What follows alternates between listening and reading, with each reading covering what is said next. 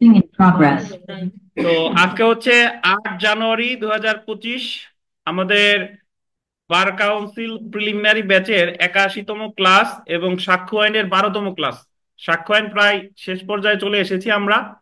আর আজকে এবং আগামী দিন ক্লাস নিলে সাক্ষ্য আইন শেষ হয়ে যাবে। তো সাক্ষ্য আইনের পরে আমরা শুরু করবো হচ্ছে আপনার তামাদি আইন।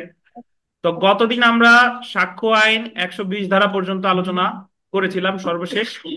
আজকে আমরা যেটা আলোচনা করতে যাচ্ছি দেখেন, যে যে সকল ব্যক্তি সাক্ষ্য দেওয়ার যোগ্য কিন্তু সাক্ষ্য দিতে বাধ্য নয়, আন্ডারলাইন করবেন, যে সকল ব্যক্তি সাক্ষ্য দেওয়ার যোগ্য কিন্তু সাক্ষ্য দিতে বাধ্য নয়। কম্পিটেন্সি, দাগান দাগান, competency and compellability of giving evidence. যে যে সকল ব্যক্তি সাক্ষ্য দেওয়ার যোগ্য কিন্তু সাক্ষ্য দিতে কি বলেন, বাধ্য নয়। তো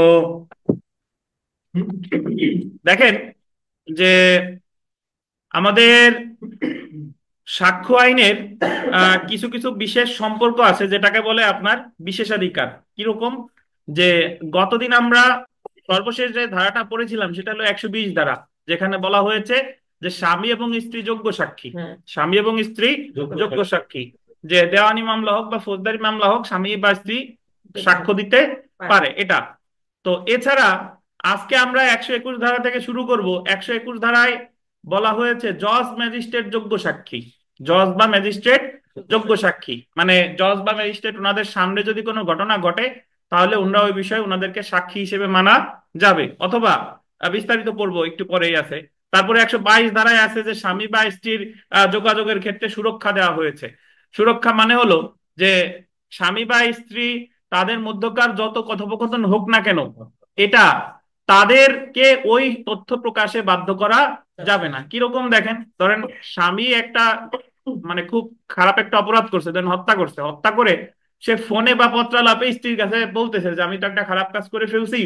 যে ধরেন ফোনেই বললো, স্ত্রীর কাছে সব স্বীকার করছে যে আমি এই খারাপ কাজটা করে ফেলছি। তো পরবর্তীতে যদি এই তারা নিজেদের মধ্যে যে কথোপকথন গুলো বললো এটা আদালতে সাক্ষ্য হিসেবে উপস্থাপন করা যাবে না। ধরেন ওই স্বামীর বিরুদ্ধে হত্যা মামলা হলো, হত্যা মামলা হওয়ার পরে ওই সরকার তদন্তকারী কর্মকর্তা ইনভেস্টিগেটিং অফিসার ওই কল রেকর্ডটা স্বামী স্ত্রীর কথোপকথন, যে জায়গায় স্বামী তার অপরাধের কথা স্বীকার করছে কার কাছে, স্ত্রীর কাছে, সেটা রেকর্ড করে আদালতে যদি উপস্থাপন করে যে ওনার এই যে দেখেন এই যে অমুক হত্যাকারী, তার কল রেকর্ড থেকে কি হচ্ছে, প্রমাণিত হচ্ছে সে তার স্ত্রীর কাছে স্বীকার করেছে। কিন্তু স্ত্রীর কাছে স্বীকার করলেও এটা সাক্ষ্য হিসেবে প্রাসঙ্গিক হবে না, কারণ এই বিশেষ সুরক্ষা দেওয়া হয়েছে সাক্ষ্য আইনের কত ধারায়, 120 ধারায়। অর্থাৎ স্বামী বা স্ত্রী নিজেদের মধ্যে যত প্রকারের যত কথা বলুক না কেন, এটা আদালতে সাক্ষ্য হিসেবে কি করা যাবে না, উপস্থাপন করা যাবে না। আর উপস্থাপন করলেও এটা কি হবে না, প্রাসঙ্গিক হবে না। তো এরকম 121-এ বলছে জজ ম্যাজিস্ট্রেট, 122-এ স্বামী স্ত্রী, 123-এ রাষ্ট্রীয় বিষয়, 124-এ সরকারি বার্তা, 125, 26, 27, 28, 29, এরকম 29 পর্যন্ত বিভিন্ন বিধান আছে যে সকল ক্ষেত্রে কতিপয় ব্যক্তিদের বিশেষ অধিকার সুরক্ষা দেওয়া হয়েছে। তো একটু পড়া শুরু করে দেখেন।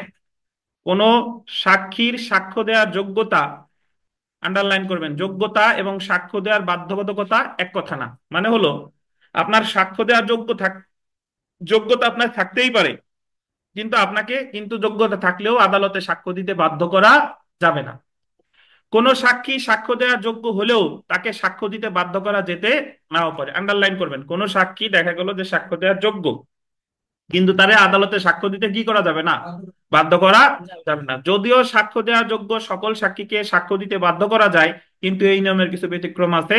সাক্ষ্য আইন অনুযায়ী কিছু কিছু ব্যক্তিকে সাক্ষ্য দেওয়ার, আন্ডারলাইন করবেন, যোগ্য হওয়ার পরেও আন্ডারলাইন করবেন তাদেরকে সাক্ষ্য দিতে বাধ্য করা যাবে না। সাক্ষ্য আইন অনুযায়ী কিছু কিছু ব্যক্তি সাক্ষ্য দেওয়ার যোগ্য হলেও তাকে সাক্ষ্য দিতে কি করা যাবে না, বাধ্য করা যাবে না। এই সকল ক্ষেত্রে কতিপয় ব্যক্তিকে বিশেষ অধিকার বা স্পেশাল প্রিভিলেজ দেওয়া হয়েছে।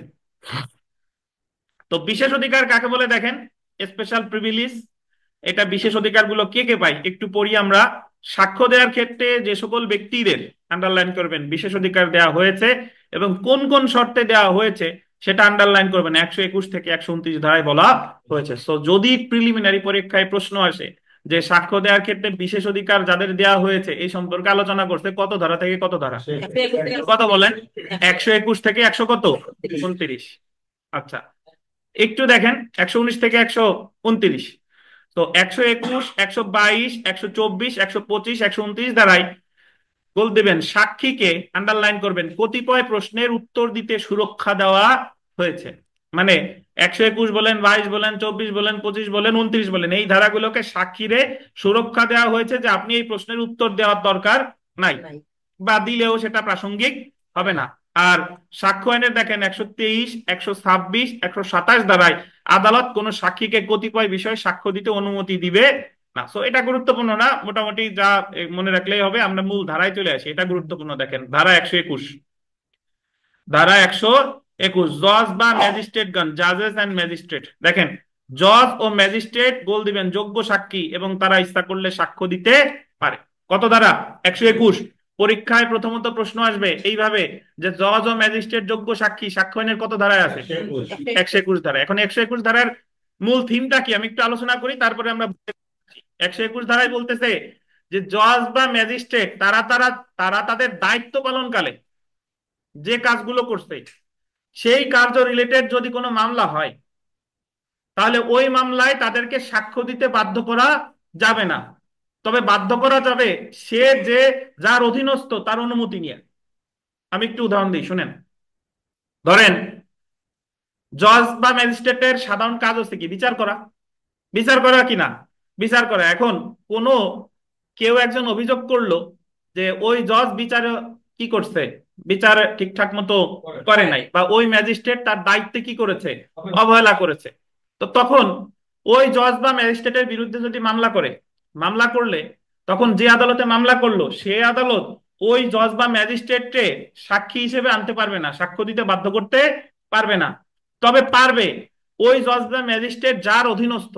ধরেন একজন প্রথম শ্রেণী ম্যাজিস্ট্রেট কার অধীনস্থ? চিফ জুডিশিয়াল ম্যাজিস্ট্রেটের। চিফ জুডিশিয়াল ম্যাজিস্ট্রেট যদি অনুমতি দেয় তাহলে তাদেরকে সাক্ষী হিসেবে উপস্থাপন করতে পারবে, নতুবা সাক্ষী হিসেবে উপস্থাপন করতে পারবে না। আরো ভালো উদাহরণ দিই, শুনেন।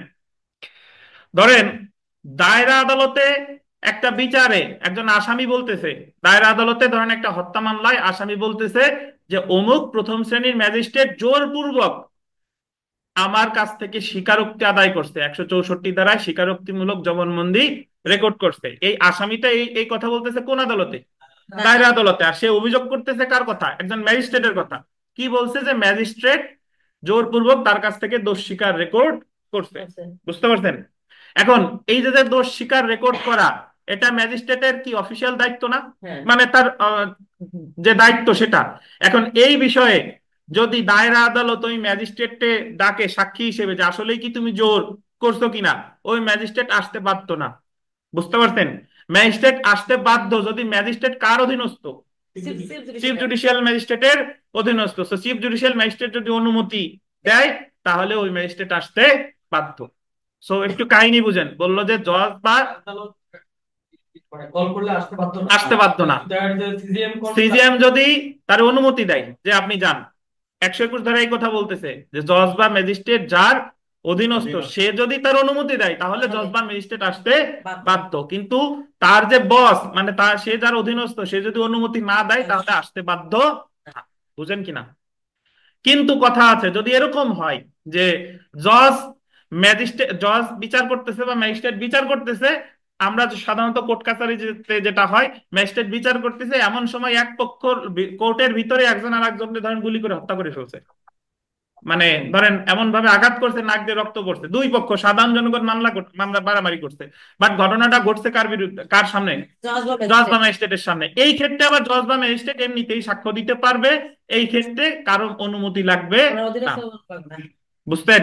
কারণ এই যে ঘটনাটা ঘটছে এটা তার অফিসিয়াল দায়িত্ব পালনে না, এটা তার সামনে ঘটছে, কিন্তু যে সে ঠিক সে ভয় দেখায় সাক্ষ্য নিছে, সে তার দায়িত্ব ঠিকঠাক ভাবে পালন করে নাই, এই রিলেটেড বিষয় যদি তার বিরুদ্ধে কোনো মামলা হয় তাহলে তার সাক্ষ্য নিতে হলে কার অনুমতি লাগবে?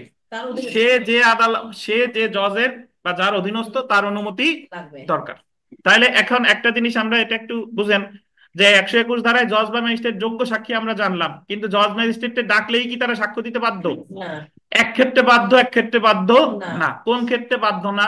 তার অফিসিয়াল দায়িত্ব পালনকালে যে ঘটনাগুলো ঘটবে সেই ক্ষেত্রে তারে ডাকলে সে সাক্ষ্য দিতে বাধ্য না। তবে বাধ্য যদি অনুমতি দেয় কে? সে যার অধীনস্থ মানে তার বস যে, সে যদি অনুমতি দেয় তাহলে বাধ্য।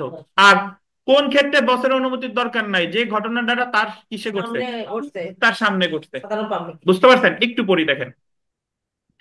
কিন্তু ম্যাজিস্ট্রেট বা জজ হিসেবে গোল দিবেন সম্পাদন করেছে, সম্পাদন করেছে এই শব্দটা গোল দেন, ম্যাজিস্ট্রেট বা জজ হিসেবে সম্পাদন করেছে এমন কোন কার্য সম্পর্কে সাক্ষ্য দিতে তাদের বাধ্য করা যাবে না। মানে যে কাজটা সে তার অফিসিয়াল দায়িত্ব পালনকালে করছে এটা করতে তারে কি করা যাবে না, বাধ্য করা যাবে না। কারণ 121 ধারায় জজ বা ম্যাজিস্ট্রেটকে সাক্ষ্য দেওয়ার ক্ষেত্রে বিশেষ অধিকার বা স্পেশাল প্রিভিলেজ দেওয়া হয়েছে। 121 ধারা অনুযায়ী জজ বা ম্যাজিস্ট্রেটগণ, এটা বলতেন যে আদালতের অধীন, যে আদালতের অধীন, এই দুইটা শব্দ বলতেন, যে আদালতের অধীন, সেই আদালতের বিশেষ আদেশ ব্যতীত নিম্নলিখিত দুইটি বিষয়ে কোনো প্রশ্নের উত্তর দিতে বাধ্য করা যাবে না। তার অনুমতি ছাড়া দুইটা ক্ষেত্রে বাধ্য করা যাবে না। সেই দুইটা ক্ষেত্র কি কি? 1 নাম্বার দেখেন, জজ বা ম্যাজিস্ট্রেট হিসেবে উক্ত আদালতে তার নিজস্ব কোনো কার্য সম্পর্কে, মানে যে কাজটা সে ব্যক্তিগত জীবনে করে নাই, যে কাজটা সে করছে, কি জজ বা ম্যাজিস্ট্রেট হিসেবে যে কাজটা করা দরকার সেই কাজ করছিল, সেই কাজ রিলেটেড কোনো মামলায় তারে হাজির হতে বাধ্য করা যাবে না। বা যে কোনো কিছু যা বিচারিক, যা বিচারক বা ম্যাজিস্ট্রেট হিসেবে সে আদালতে জানতে পারে, কিন্তু তিনি উক্ত পদের কর্তব্য, এটা আন্ডারলাইন করেন, কিন্তু তিনি উক্ত পদের কর্তব্য পালন করার সময় অন্যান্য যেসব ঘটনা তার উপস্থিতিতে ঘটেছে, ওই যে আদালতের সামনে যদি কোনো একজন আরেকজনকে গালি দিল, একজন আরেকজনকে হত্যা করলো, একজন আরেকজনকে ঘুষি দিল, এই ঘটনাগুলো কার উপস্থিতিতে ঘটছে? ওনার উপস্থিতিতে ঘটছে। সেইগুলো সম্পর্কে তার সাক্ষ্য গ্রহণ করা যেতে পারে। তাহলে মূল কথা দাঁড়াইলো যে জজ বা ম্যাজিস্ট্রেট যোগ্য সাক্ষী, বাট সব ক্ষেত্রে তাদের সাক্ষ্য দিতে বাধ্য করা যাবে না। কিছু ক্ষেত্রে বাধ্য করা যাবে, কিছু ক্ষেত্রে বাধ্য করা যাবে না। যখন সে তার অফিসিয়াল দায়িত্ব পালনকালে যদি কোনো ঘটনা ঘটে, ধরেন আমি আমি- আমি এই পড়ানো দিয়ে উদাহরণ দিই, ধরেন আমি যে আপনাদের পড়াচ্ছি, ধরেন আমি পড়াচ্ছি, এটা আমার অফিসিয়াল দায়িত্ব, ঠিক আছে। এখন আপনি যদি বাইরে যায় বলেন যে স্যার আমাদের ঠিকঠাক মতো পড়াই নাই, যার কাছে নালিশ করতেন, তাহলে নালিশটা করতেন কি রিলেটেড? মানে আমি যে কাজ করি সেই রিলেটেড। তখন সে যদি আমারে ডাকে, তাহলে আমি তার কাছে সাক্ষ্য দিতে বাধ্য না। তবে বাধ্য আমি যার অধীনস্থ, আমার যে বস, সে যদি বলে যে যাও তুমি সাক্ষ্য দিয়ে এসো, তাইলে বাধ্য। বুঝতে পারছেন? কিন্তু যদি এরকম হয় যে আমরা এই জায়গায় বসে আছি, হঠাৎ একজন আর একজনের সাথে মারামারি বাঁধাইছেন বা একজন আর একজনকে বাজে কথা বলছেন, এই বিষয়ে কিন্তু আবার আমি কি সাক্ষ্য দিতে বাধ্য, সাক্ষ্য দিতে বাধ্য। বুঝতে পারছেন? তো এই যে দেখেন, যে ক্ষেত্রে জজ বা ম্যাজিস্ট্রেটকে বাধ্য করা যায়, একটু আন্ডারলাইন করবেন, যে ক্ষেত্রে জজ বা ম্যাজিস্ট্রেটকে বাধ্য করা যায়, জজ এবং ম্যাজিস্ট্রেটকে আদালত তার বল দিবেন নিজস্ব কার্য ব্যতীত অন্যান্য ক্ষেত্রে তাকে জিজ্ঞাসিত প্রশ্নের উত্তর দিতে বাধ্য করা যেতে পারে। বা আন্ডারলাইন করেন, উক্ত পদের কর্তব্য পালনের সময় যেসব ঘটনা তার উপস্থিতিতেই ঘটেছে সেইগুলো সম্পর্কে তার সাক্ষ্য গ্রহণ করা যেতে পারে। যেমন দেখেন, আন্ডারলাইন করবেন, আদালতে জজ বা ম্যাজিস্ট্রেটের উপস্থিতিতে কোর্ট, আন্ডারলাইন করেন, খুন সংঘটিত হয়, সেই ক্ষেত্রে উক্ত খুন সম্পর্কে যে কোনো প্রশ্নের উত্তর দিতে জজ বা ম্যাজিস্ট্রেটকে বাধ্য করা যেতে পারে। বলেন তো, খুন সম্পর্কে উত্তর দিতে বাধ্য করা কেন যাবে? কারণ এটা তো তার সামনে ঘটছে, এটা তার কি সামনে ঘটছে, ঠিক আছে। এখন আমি একটা 2 নাম্বার সেলফ প্র্যাকটিসের 2 নাম্বার প্রশ্নে আসেন, মানে পরের পেজে 1380 পেজে সেলফ প্র্যাকটিসের 2 নাম্বার প্রশ্নটা দেখেন, পাইছেন? দায়রা আদালতে আরিফের বিচারের সময় আরিফ বলেছে যে ম্যাজিস্ট্রেট বদরুল অযাচিতভাবে তার নিকট হতে সাক্ষ্য নিয়েছে। দায়রা আদালতে বিচার হচ্ছিল, এমন সময় আরিফ সাহেব বলতেছে, আরিফ বলে ধরেন আসামি, আরিফ বলতেছে যে ম্যাজিস্ট্রেট সাহেব তার কাছ থেকে অযাচিতভাবে, অযাচিত মানে ধরেন ভয় দেখাইয়া, প্রতিশ্রুতি দিয়া, তারপর হুমকি দিয়া এই ধরনের সাক্ষ্য গ্রহণ করছে। তাহলে দায়রা আদালত কি এই ম্যাজিস্ট্রেটকে সাক্ষী হিসেবে হাজির করতে বাধ্য করতে পারবে কিনা? পারবে না। তবে পারবে এবার কখন? ম্যাজিস্ট্রেট যার অধীনস্থ সে যদি কি দেয়, অনুমতি দেয়। তাহলে আমরা উত্তর দেখি, দেখেন উত্তর বলছে খ এবং গ। খতে কি আছে? ম্যাজিস্ট্রেট বদরুলকে উক্ত বিষয়ে প্রশ্নের উত্তর দিতে বাধ্য করা যাবে না। ম্যাজিস্ট্রেট বদরুলকে যে আদালতের অধীন তার বিশেষ আদেশ দ্বারা উক্ত বিষয়ে প্রশ্নের উত্তর দিতে বাধ্য করা যাবে। বুঝতেন? বাধ্য করা সাধারণত যাবে না, তবে যাবে কখন? তার অধীনস্থ আদেশে, জি, সেই ক্ষেত্রে তারে বাধ্য করা যাবে। আচ্ছা, আমরা বিগত বছরের প্রশ্ন চলে আসি। 1 নাম্বার প্রশ্ন এর আগের পেজে আছে দেখেন, বা দ্য এভিডেন্স অ্যাক্ট 1872 এর কোন ধারা মতে বিচারক নিজে গোচরে আসা নিজ গোচরে আসা, কোনো বিষয়ে ঊর্ধ্বতন আদালতের আদেশ ব্যতীত উত্তর প্রদানে বাধ্য নন। এটা আপনাদের 2023-এ আসছে, পুরাতন বইতে নাই। সো এটার উত্তর হবে কত দ্বারা? 121। বা জজ বা ম্যাজিস্ট্রেট, এখানে মোট তিনটা বিষয় আছে। জজ বা ম্যাজিস্ট্রেট যোগ্য সাক্ষী কত দাঁড়ায়? 121। জজ বা ম্যাজিস্ট্রেটের সাক্ষ্য দিতে বাধ্য করা যাবে না যে ঘটনাটা সে তার অফিসিয়াল দায়িত্ব পালনে করেছে। জজ বা ম্যাজিস্ট্রেটকে বাধ্য করা যাবে যেটা তার সামনে ঘটেছে, এটাও কত? 121। জি। তো সেলফ প্র্যাকটিসের 3 নম্বর প্রশ্নটা দেখেন। সেলফ প্র্যাকটিসের 3, দায়রা জজ বদরুলের নিকট বিচারের সময় আরিফ কোন এক পুলিশ কর্মকর্তাকে হত্যা চেষ্টার জন্য দায়রা আদালত কর্তৃক অভিযুক্ত হয়। মানে দায়রা জজের সামনে যখন বিচার হচ্ছে এমন সময় আরিফ হত্যা করতে চেষ্টা করছে আর একজনকে, ঠিক আছে? তো এই ক্ষেত্রে দায়রা জজ বি এর সম্মুখে আদালত যা ঘটেছিল সেই সম্পর্কে তাকে কি করা যেতে পারে? পরীক্ষা করা যেতে পারে, কারণ এটা তার অফিসিয়াল দায়িত্ব পালনকালের কাজ রিলেটেড না, এটা তার সামনে ঘটছে। এটা তার কি সামনে ঘটছে। তো 121 ধারা নিয়ে যদি কোনো কিছু প্রশ্ন থাকে করতে পারেন। রিদিতা, আপনি কোনো বিষয় যদি না বুঝেন তাহলে এখানে লজ্জা শরমের কিছু নাই, জিজ্ঞাসা করবেন যে এই জায়গায় এটা বুঝেন নাই, ঠিক আছে? এখানে সবাই আমরা। এই বিথিকা, আপনি 121 ধারা বুঝতেন? বুঝতেন? আরিফ সাহেব? জি স্যার, শেরপুর দ্বারা তিনটে কথা বলছি। না, জিজ্ঞাসা করি নাই বুঝতেন কিনা তাই। স্যার, মিতা বুঝতেন? মিতা বলেন তো কি বুঝছেন 121-এ?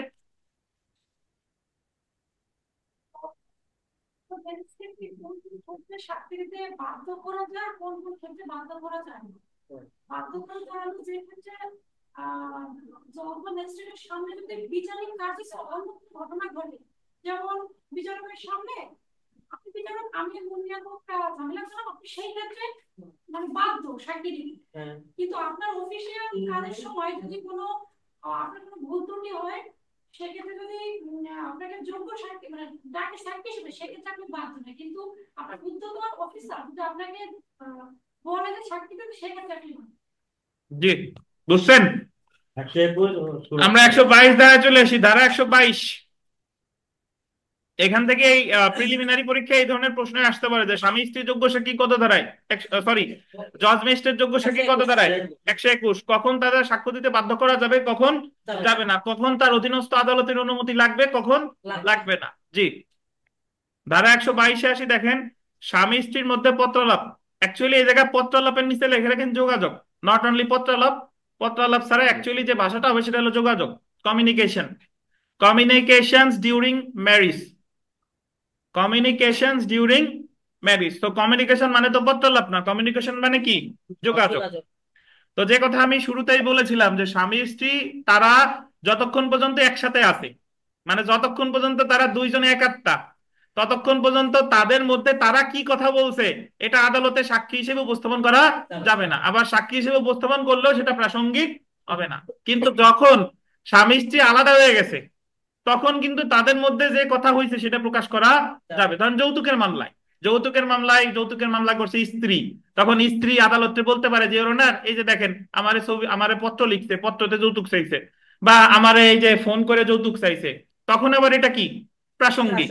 কিন্তু যতক্ষণ পর্যন্ত স্বামী স্ত্রী একসাথে আছে, স্বামী বা স্ত্রী যত অপরাধী করুক না কেন, একজন আরেকজনের কাছে যতবারই স্বীকার করুক না কেন, ওটা অন্য যে কোনো মামলায় এটা যদি উপস্থাপন করা হয় তাহলে এটা কি হবে না?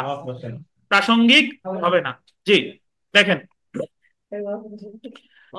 আমরা জানি 120 ধারা অনুযায়ী দেওয়ানি মোকদ্দমায় স্বামী এবং স্ত্রী যোগ্য সাক্ষী, স্বামী এবং স্ত্রী যোগ্য সাক্ষী এই কথাটা বলছে 120 ধারায়। এবং ফৌজদারি মামলায় স্বামী এবং স্ত্রী অভিযুক্ত ব্যক্তির বিরুদ্ধে যোগ্য সাক্ষী। আর ফৌজদারি মামলায় কি সাক্ষী? আচ্ছা যাই হোক, আপাতত এটা মনে রাখেন, স্বামী স্ত্রী যোগ্য সাক্ষী কত ধারা? 120 ধারায়। 122 ধারায় স্বামী এবং স্ত্রীর সাক্ষী হওয়ার যোগ্যতা সম্পর্কে আলোচনা করা হয়নি, বরং স্বামী এবং স্ত্রী কোন ধরনের যোগাযোগ প্রকাশ করতে বাধ্য না তা 122 ধারায় উল্লেখ করা হয়েছে। দেখেন এটা গোল দিয়েন, বিবাহ বলবৎ থাকাকালে, আন্ডারলাইন করেন, বিবাহ বলবৎ থাকাকালে স্বামী এবং স্ত্রীর মধ্যে পত্রালাপ, এই যোগাযোগ, অ্যাকচুয়ালি ভাষাটা হবে কি? যোগাযোগ প্রকাশ করতে তারা বাধ্য হন। মানে যতক্ষণ পর্যন্ত তাদের বৈবাহিক সম্পর্ক আছে ততক্ষণ পর্যন্ত তাদের মধ্যকার যোগাযোগ প্রকাশ করতে তারা কি না বলেন? বাধ্য না।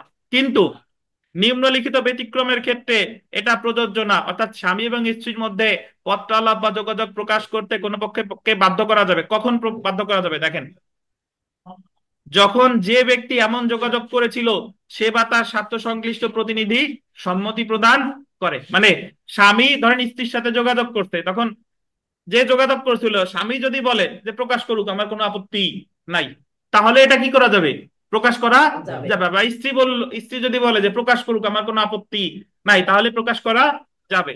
অথবা দেখেন, বিবাহিত ব্যক্তিদের মধ্যে কোনো মামলায় আন্ডারলাইন করবেন, তা ফৌজদারি হোক বা দেওয়ানি হোক, যে ক্ষেত্রে একজন অন্যজনের প্রতি আন্ডারলাইন করবেন সংগঠিত কোনো অপরাধের জন্য বিচার করা হচ্ছে। একজন অন্যজনের প্রতি মানে কি? মানে স্বামী স্ত্রী, তখন দুই পক্ষ। মামলার বাদী স্বামী, বিবাদী স্ত্রী, বা বাদী স্ত্রী, বিবাদীকে স্বামী। যেমন আন্ডারলাইন করবেন, তালাক মামলায় স্বামী বা স্ত্রী তাদের মধ্যকার যোগাযোগ প্রকাশ করতে পারে বা তাদের বাধ্য করা যাবে। যেমন কি মামলায়? যৌতুকের মামলায়। ধরেন একজন লোকের বিরুদ্ধে আহ মামলার বিচার চলতেছে, তাকে 1300 ইয়াবা সহ ধরা খাইছে ধরেন। তো সে, আচ্ছা ওটা বাদ দিই, ধরেন খুনের মামলার কথা বলি, যে সে খুনের মামলার আসামি। তো খুনের মামলা আসামি, তার বিচার চলতেছে, এমন সময় পুলিশ ডিজিটাল রেকর্ডস, বর্তমানে যে ফোন আলাপ, এটাকে কি বলে? Digital records. ফোন আলাপ পুলিশ ওই আদালতে ডিজিটাল রেকর্ড হিসেবে উপস্থাপন করতে, যে জায়গায় বলা আছে যে স্বামী তার স্ত্রীর সাথে কথা বলতেছে, স্ত্রীর সাথে কি কথা বলতেছে, এবং খুন করার পরে খুনের যাবতীয় বর্ণনা স্ত্রীর কাছে দিছে। বলেন তো এই যে যে ফোন আলাপ তদন্তকারী কর্মকর্তা কোর্টে যে দাখিল করলো, এটা কি গ্রহণযোগ্য হবে কিনা? কারণ এটা স্বামী স্ত্রীর মধ্যকার কি যোগাযোগ, এটা গ্রহণযোগ্য হবে না। কত ধারায় বলছে? কত ধারায় বলেন? 122। তবে যদি স্ত্রী, যে জায়গায় স্ত্রী মামলা করতে সরাসরি স্বামীর বিরুদ্ধে, ধরেন দেওয়ানি মামলা হলে ভরণ পোষণের মামলা, তালাকের মামলা, ফৌজদারি মামলা হলে যৌতুকের মামলা, তো সেই ক্ষেত্রে স্ত্রী যদি বলে, স্ত্রী নিজে দেখাচ্ছে ফোন আলাপ বা পত্রালাপ, এই যে দেখেন যে ওনার, উনি আমার কাছে যৌতুক চাইছে, বা উনি আমার কাছে যে হুমকি ধামকি দিচ্ছে, ফোন আলাপ, এই ক্ষেত্রে কি হবে? এটা হবে এই প্রাসঙ্গিক ক্ষেত্রে প্রাসঙ্গিক হবে। হবে, কারণ এই জায়গায় তারা নিজেরাই কি দুই পক্ষ। পক্ষ। বুঝতে পারছেন? তাহলে এখানে আমাদের সাক্ষ্য আইনে স্বামী স্ত্রী রিলেটেড দুইটা ধারা আছে। এক, স্বামী স্ত্রী যোগ্য সাক্ষী 120, আর স্বামী স্ত্রীর মধ্যকার যোগাযোগ প্রকাশ করা যাবে না, এটা কত? 122। এই দুইটা মনে রাখতে হবে আপনাদের, নতুন যারা আছেন মনে থাকবে না। স্বামী এবং স্ত্রী যোগ্য সাক্ষী কত? 120। আর স্বামী স্ত্রীর মধ্যকার যোগাযোগ প্রকাশ করা যাবে না 22। এই বিকাশ, কখন প্রকাশ করা যাবে বলেন? যখন স্বামীর বিরুদ্ধে স্ত্রী যখন মামলা করবে, কে স্ত্রীর বিরুদ্ধে স্বামী মামলা করলে হবে না? একে অপরের হ্যাঁ, যখন তারা নিজেরাই কি প্রতিদ্বন্দ্বী। প্রতিদ্বন্দ্বী, সেই ক্ষেত্রে প্রকাশ করা যাবে। স্যার আমি একটা প্রশ্ন করবো। হ্যাঁ অবশ্যই বলেন। স্যার দেখা যাচ্ছে স্বামী স্ত্রী সম্পর্ক থাকাকালীন সময়ে স্বামীকে একটা অপরাধ করছে, ওই অপরাধের ঘটনা সম্পর্কে জানে আর কি, দেখা যাচ্ছে স্ত্রী জানে, হ্যাঁ কিন্তু বিবাহ বিচ্ছেদ হওয়ার পরে হ্যাঁ যদি কোনো তদন্ত কর্মকর্তা হ্যাঁ ওই স্ত্রীকে জিজ্ঞাসা করে, হ্যাঁ সেক্ষেত্রে কি প্রাসঙ্গিক হবে কেন? আপনার প্রশ্নের উত্তর এই এর ভিতরেই আছে। ওই জায়গা বলেছে বিবাহ বলবৎ থাকা অবস্থায়, বিবাহ বলবৎ থাকা অবস্থায় প্রকাশ করা যাবে না, কিন্তু যখন বিবাহ বিচ্ছেদ কি হয়ে গেছে তখন প্রকাশ করা যাবে, তখন আর 122 দ্বারা সুবিধা পাওয়া যাবে না। বুঝতেন? যখন কথা বিয়ের পরে প্রকাশ করা যাবে, যখন বিয়ে ভেঙে যাবে। আচ্ছা, আমরা সেলফ প্র্যাকটিসে আসি। দেখেন, এক কথা বলেন না, সেলফ প্র্যাকটিস দেখেন। বিবাহ বলবৎ থাকা অবস্থায় স্বামী এবং স্ত্রীর মধ্যকার যোগাযোগ প্রকাশ করতে বাধ্য করা যাবে না। কত ধারায়? 122। আর যদি বলে, আচ্ছা যদি বলে স্বামী স্ত্রী যোগ্য সাক্ষী, তাহলে কত ধারায়? 120। 2 নম্বর প্রশ্নটা দেখেন, সাক্ষ্য আইনের 122 ধারায় যোগাযোগ বা পত্রলাভ প্রকাশে বাধ্য করা যাবে না কাকে? স্বামী এবং স্ত্রীকে। 4 নাম্বারটা দেখেন, যে ক্ষেত্রে স্বামী স্ত্রীকে নির্যাতনের জন্য অভিযুক্ত, স্বামী নির্যাতন করছে কাকে? স্ত্রীকে, সেই ক্ষেত্রে স্বামী এবং স্ত্রীর মধ্যকার যোগাযোগ প্রকাশে স্বামী বা স্ত্রী উভয়কে কি করা যাবে? বাধ্য করা যায়। কেন বলেন তো বাধ্য করা যায়? কারণ এই মামলার তারাই দুইটা পক্ষ, তারাই দুইটা পক্ষ। তারপরে 5 নাম্বারটা দেখেন, 5 নাম্বার আন্ডারলাইন করবেন, বিবাহ বলবৎ থাকা অবস্থায় স্বামী এবং স্ত্রীর মধ্যকার পত্রলাভ বা যোগাযোগ প্রকাশ করতে স্বামী বা স্ত্রীকে বাধ্য করা যাবে বা অনুমতি দেওয়া যাবে। এটা বলছে যে যদি তারা অনুমতি দেয়, যদি তারা কি দেয়? অনুমতি দেয়, তাহলে প্রকাশ করা যাবে। বাট তারা যদি অনুমতি না দেয় তাহলে প্রকাশ করা যাবে না। যদি স্বামী স্ত্রী বলতেছে যে, স্বামী স্ত্রী বলতেছে যে আচ্ছা এটা সাক্ষ্য হিসেবে নিলে আমার আদালতে কোনো আপত্তি নাই, তাহলে এটা প্রকাশ করা যাবে। দেখেন, পক্ষগণের দেওয়ানি সম্মত দেওয়ানি পক্ষগণের মধ্যে দেওয়ানি কার্যক্রমে, পক্ষগণের মধ্যে ফৌজদারি কার্যক্রমে যে কোনো পক্ষের সম্মতিতে উপরের কি বলেন সবগুলো। 6 নাম্বার প্রশ্নটা দেখেন, 6 নাম্বার, স্বামী এবং স্ত্রীর মধ্যকার যোগাযোগ স্ত্রীকে প্রকাশ করতে বাধ্য করা যেতে পারে। অপশন হবে কি, স্বামী এবং স্ত্রীর মধ্যকার কি হলে, মামলা হলে প্রকাশ করা যাবে তখন। স্বামী এবং, যখন বাদী বিবাদী স্বয়ং হচ্ছে স্বামী এবং স্ত্রী। স্ত্রী। মামলা হলে তাহলে আমরা আজকে দুইটা ধারা এখন পর্যন্ত পড়ছি। ধারা এক হচ্ছে 121, মানে প্রথম যেটা পড়লাম 121 জজ ম্যাজিস্ট্রেট যোগ্য সাক্ষী, তারপরে যেটা পড়লাম 122 স্বামী এবং স্ত্রীর মধ্যকার যোগাযোগ প্রকাশ করা যাবে না বা যোগাযোগের ক্ষেত্রে বিশেষ সুরক্ষা দেওয়া হয়েছে কততে, 122। এবার চলে আসি, হ্যাঁ অবশ্যই সাক্ষ্য আইন তো উভয় উভয় ফৌজদারি দেওয়ানি উভয় ক্ষেত্রেই প্রযোজ্য। সাক্ষ্য আইনের কিছু বিশেষ বিধান ছাড়া, সাক্ষ্য আইন তো বিশেষ বিধান যেরকম বলি যে রেস গেস্টি সংগঠিত ব্যাপার নীতি শুধু কি ফৌজদারি মামলা, ফৌজদারি। কনফেশন শুধু কি ফৌজদারি মামলা, এস্টোফেল শুধু দেওয়ানি মামলা, 105 যেরকম শুধু ফৌজদারি মামলা। বাট ফৌজদারি।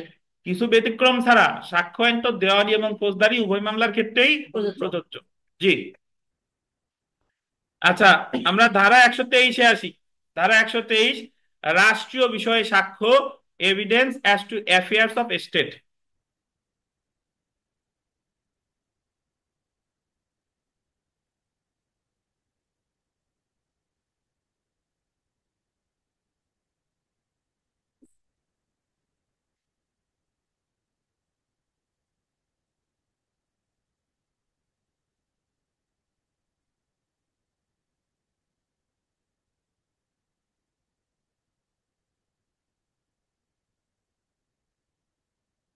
রাষ্ট্রীয় বিষয় সাক্ষ্য, evidence as to affairs of state.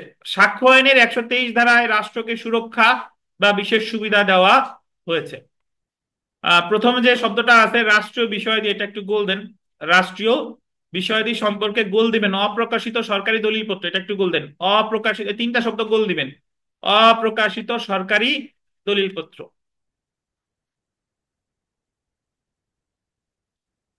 কি বিষয়ে, রাষ্ট্রীয় বিষয়ে। কি অপ্রকাশিত সরকারি কি বলেন, দলিলপত্র হতে প্রাপ্ত তথ্যের ভিত্তিতে কোনো ব্যক্তিকে সংশ্লিষ্ট বিভাগের প্রধান কর্মকর্তার অনুমতি ছাড়া তথ্য প্রদান, এটা আন্ডারলাইন করেন, প্রধান কর্মকর্তার অনুমতি ছাড়া তথ্য প্রদানের অনুমতি দেওয়া যাবে না। উক্ত কর্মকর্তা অনুমতি দেওয়া বা না দেওয়া যা উপযুক্ত বিবেচনা করে তা করতে পারবে। তো এখানে যে কথাটা বলতেছে ভাই, মূল আইনের ধারা এতটুকুই। এখানে বেশ কয়েকটা বিষয় আছে আপনার মনে রাখতে হবে, যে রাষ্ট্রীয় বিষয় সম্পর্কিত কোনো তথ্য প্রকাশ করতে বাধ্য করা যাবে না। ওই যে রাষ্ট্রীয় বিষয়টা এখনো প্রকাশিত কি বলেন হয় নাই, তবে প্রকাশ করা যাবে যদি ওই সংশ্লিষ্ট বিভাগের যে প্রধান আছে তার অনুমতি দিয়ে। ধরেন আমি আপনাদের একটা উদাহরণ দেই, এই আমাদের 5ই আগস্ট যে ঘটনাটা ঘটলো, ঘটার পরে দেখবেন যে আমাদের সরকারের বিভিন্ন মানে এক এক মন্ত্রণালয়, যেরকম পুলিশের অনেক আইজিপি, মানে অতিরিক্ত যে আপনার মহাপরিদর্শক বা পুলিশের অনেক কর্মকর্তারা কি পাঠাইছে, ফোর্স রিটায়ারমেন্টে পাঠাইছে, অথবা তারা চাকরিচ্যুত করছে, অথবা তারা কি করছে বলেন, চাকরিচ্যুত করছে। এখন তারা যদি, যারা চাকরিচ্যুত হয়েছে ধরেন, তারা যদি মামলা করে যে কোন অধিকারে আমার চাকরিচ্যুত করা হলো, আমার কারণটা কি, বুঝতে পারছেন? তাহলে চাকরিচ্যুতের ক্ষেত্রে এই জায়গায় এক পক্ষ বাদী হচ্ছে হলো যারা চাকরিচ্যুত করছে সে, আর বিবাদী হচ্ছে কে, রাষ্ট্র। বুঝেন কিনা, রাষ্ট্র। এখন রাষ্ট্র যদি বলে যে এটা হলো রাষ্ট্রীয় বিষয়াদি, এটা অপ্রকাশিত দলিল, গুরুত্বপূর্ণ বিষয়, এটা প্রকাশ করা যাবে না। সংশ্লিষ্ট বিভাগের অনুমতি, সংশ্লিষ্ট বিভাগীয় প্রধান মানে পুলিশ যে বিভাগের, ধরেন স্বরাষ্ট্র মন্ত্রণালয় হচ্ছে ওই পুলিশ রিলেটেড যে মন্ত্রণালয় তার প্রধান, তাহলে এই জায়গায় স্বরাষ্ট্র মন্ত্রণালয়ের দায়িত্ব যে সে যদি অনুমতি দেয় তাহলে এই বিষয় কি বলেন প্রকাশ করা যাবে, বাট সে অনুমতি না দিলে প্রকাশ করতে বাধ্য করা যাবে না। এই কথাটাই বলতেছে আমাদের সাক্ষ্য আইনের কত ধারায়, 123 ধারায়। তাহলে 123 ধারায় রাষ্ট্রীয় বিষয় হতে হবে অপ্রকাশিত দলিলপত্র, অপ্রকাশিত সরকারি দলিলপত্র হতে হবে, আর এটা প্রকাশ করতে বাধ্য করা যাবে না, তবে যদি অনুমতি দেয় কে, ওই সংশ্লিষ্ট বিভাগের যে প্রধান। বুঝতে পারছেন? তো আমরা শর্ত সমূহতে একটু চলে আসি। দেখেন যে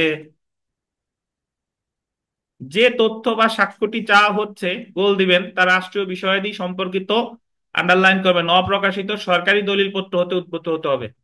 কি দলিলপত্র? অপ্রকাশিত। এমন তথ্যের প্রকাশ, আন্ডারলাইন করবেন, জনস্বার্থ বিরোধী হতে হবে। কি বিরোধী? মানে বলবে যদি এই তথ্য প্রকাশ করা হয় তাহলে সেটা কি হবে? জনস্বার্থ বিরোধী। তাহলে এমন তথ্য প্রকাশে বাধ্য করা যাবে না। জেনে রাখা ভালো, 123 ধারা শুধুমাত্র রাষ্ট্রীয় বিষয়াদি সম্পর্কিত অপ্রকাশিত সরকারি দলিলপত্র হতে প্রাপ্ত তথ্যের ক্ষেত্রে প্রযোজ্য। যেমন দিয়ে একটু লেখেন, যেমন কোন সরকারি কর্মকর্তাকে চাকরিচ্যুত করা, একটু আন্ডার যেমন দিয়ে লেখেন, যেমন কোন সরকারি কর্মকর্তাকে চাকরিচ্যুত করা।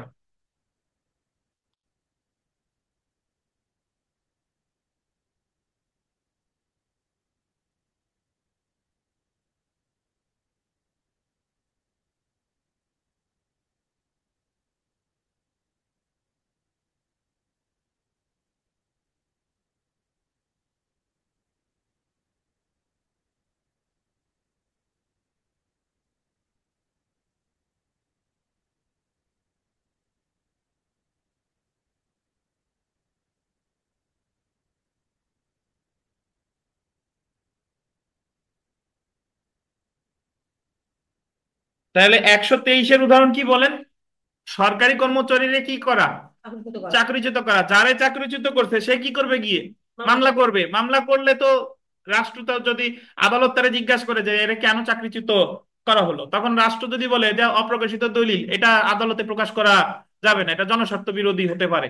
অথবা যদি অনুমতি দেয় কে? সংশ্লিষ্ট বিভাগের যে প্রধান, তাহলে প্রকাশ করা যেতে পারে যে এই কারণে চাকরিচ্যুত করা হয়েছে।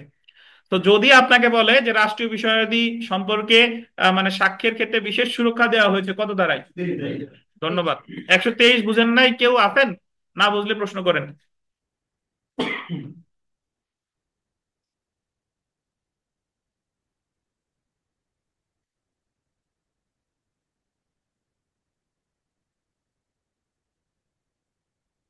তাহলে বলেন, আহ 100, আজকে আমরা 21-এ বললাম জজ ম্যাজিস্ট্রেট যোগ্য সাক্ষী, 122-এ বললাম স্বামী স্ত্রীর যোগাযোগ, আর 123-এ বললাম কি? রাষ্ট্রীয়। রাষ্ট্রীয় বিষয়াদি।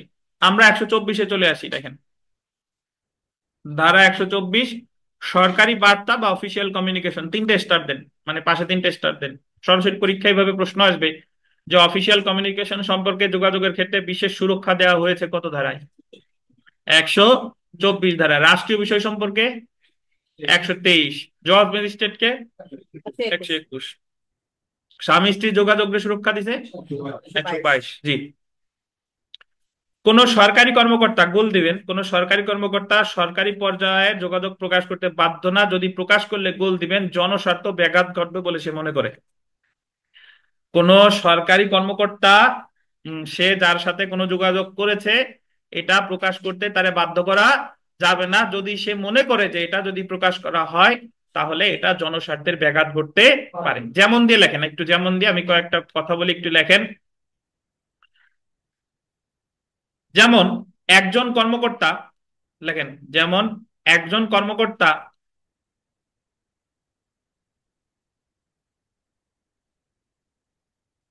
অন্য সরকারি কর্মকর্তার কাছে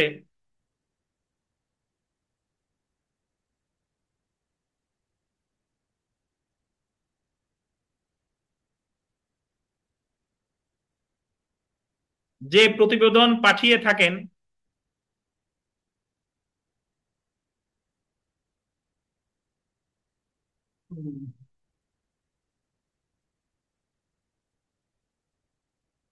তা প্রকাশ করা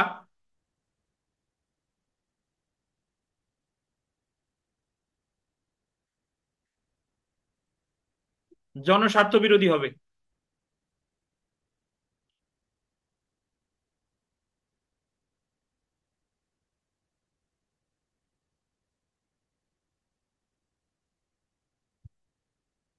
লিখছেন? একটু ব্যাখ্যা দিই, শুনেন। আগেরটা 123-এ ছিল রাষ্ট্রীয় বিষয়। রাষ্ট্রীয় বিষয় প্রকাশ করা যেত কার অনুমতি নিয়ে? এবং যেটা প্রকাশ করা সাধারণত প্রকাশ করতো না, কারণ এটা মানে জনস্বার্থ ব্যাঘাত। এখানেও তাই, যে এখানে সরকারি কর্মকর্তা কোনো রিপোর্ট প্রকাশ করতে পারে, কোনো প্রতিবেদন প্রকাশ করতে পারে যদি সে মনে করে। এই জায়গায় কারো অনুমতির দরকার নাই, সে স্বয়ং সে স্বয়ং ইচ্ছা করলে প্রকাশ করবে, কিন্তু সে যদি মনে করে যে এটা জনস্বার্থ বিরোধী তাহলে প্রকাশ করবে না। তো এটার উদাহরণ হচ্ছে এরকম, ধরেন যে আমরা যখন ফৌজদারি মামলার ক্ষেত্রে ম্যাজিস্ট্রেটের কাছে মামলা করি, ম্যাজিস্ট্রেটের কাছে মামলা করলে ম্যাজিস্ট্রেট জবানবন্দি নেয় 200 ধারায়। 200 ধারায় জবানবন্দি নেওয়ার পর আপনাদের মনে আছে কিনা, ম্যাজিস্ট্রেট তদন্ত বা অনুসন্ধানের জন্য পাঠায় ফৌজদারি কার্যবিধি 202 ধারায়। হ্যাঁ, কত ধারায়? দুই। 202 ধারায়। তখন পুলিশে তদন্ত দিল, যে পুলিশ তদন্ত করলো যে আসলে এই বিষয়ে কারা কারা জড়িত বা এই ঘটনার সত্যতা আছে কিনা। তো তদন্ত প্রতিবেদন যখন আসলো, তখন ম্যাজিস্ট্রেট যদি মনে করে যে এই তদন্ত প্রতিবেদন কারো কাছে প্রকাশ করা যাবে না, কারণ এটা প্রকাশ করলে এটা কি জনস্বার্থ বিরোধী, তখন উনাকে এটা প্রকাশ করতে কি করা যাবে না, বাধ্য করা যাবে না। তো যদি উনি মনে করেন যে না এটা জনস্বার্থ বিরোধী না, সেই ক্ষেত্রে উনি প্রকাশ করতে পারেন। তাহলে এখন আমাদের কাছে মানে প্রশ্ন চলে আসে, তাহলে 123 আর 124 কি এক কিনা? 123 আর 124 কি এক কিনা? এক না। 123-এ হলো রাষ্ট্রীয় বিষয়, আর 124-এ কি সরকারি সরকারি বার্তা বা যোগাযোগ। ঠিক আছে, 100 এই জায়গায় বার্তা আছে না, সরকারি বার্তা লেখা না, হ্যাঁ। এই বার্তার নিচে একটু লিখে রাখেন যোগাযোগ, বার্তার নিচে একটু যোগাযোগ লেখেন।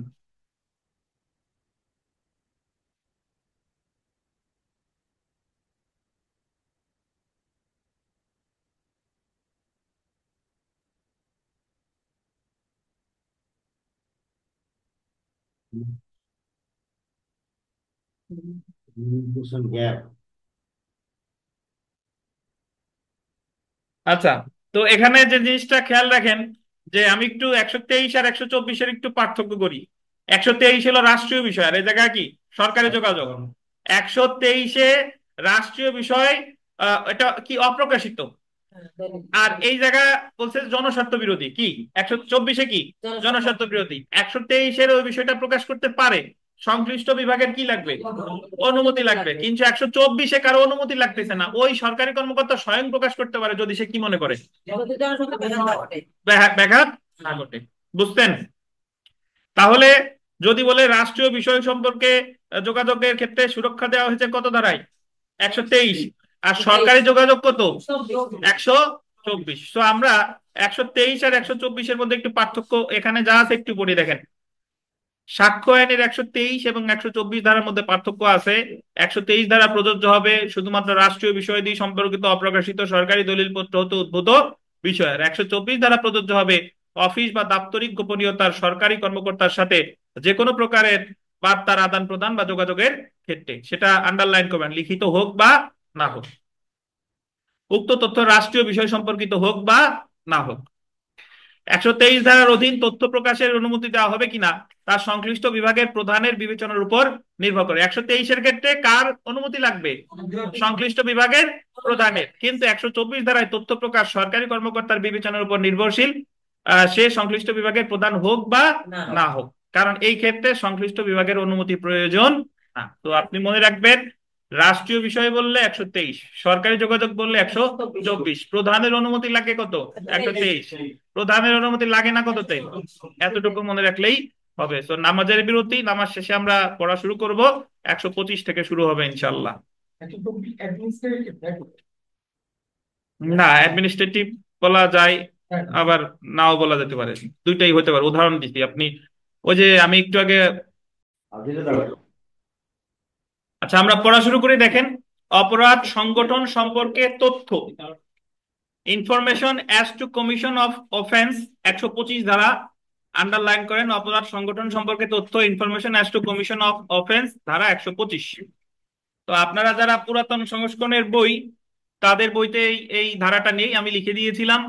তো এখানে বলছে যে পুলিশ, ম্যাজিস্ট্রেট বা রাজস্ব কর্মকর্তা এরা যদি কোনো অপরাধ সংগঠনের তথ্য পায়, ধরেন পুলিশের তথ্য দিচ্ছে, একজন তথ্য দিল যে অমুক জায়গায় মাদকদ্রব্য চোরাচালান হচ্ছে, বা ম্যাজিস্ট্রেটের তথ্য দিল অমুক জায়গায় এই অপরাধটা হচ্ছে, বা রাজস্ব কর্মকর্তার একজন তথ্য দিল যে অমুক ব্যক্তি আয়কর দেন না বা কর ফাঁকি দিচ্ছে, তাহলে তারা যে পদক্ষেপগুলো গ্রহণ করে, পুলিশ ধরেন সেখানে গিয়ে তাদের বিরুদ্ধে গ্রেফতার করে মামলা টামলা হইলো বা যা যা হলো না কেন, পরবর্তীতে যখন পুলিশ, ম্যাজিস্ট্রেট বা রাজস্ব কর্মকর্তা তারা ওই মামলায় সাক্ষী হিসেবে আদালতে উপস্থিত হয়, তখন প্রতিপক্ষের আইনজীবী তারা জেরা করে যে আপনি এই তথ্য কোথা থেকে পেয়েছেন, আপনি যে অমুক এই আবাস হাতে নাতে ধরলেন, তারা যে ইয়াবাদের চোরাচালান করতেছিল বা মাদকদ্রব্য চোরাচালান করতেছিল, আপনি এটা কোথায় পেলেন?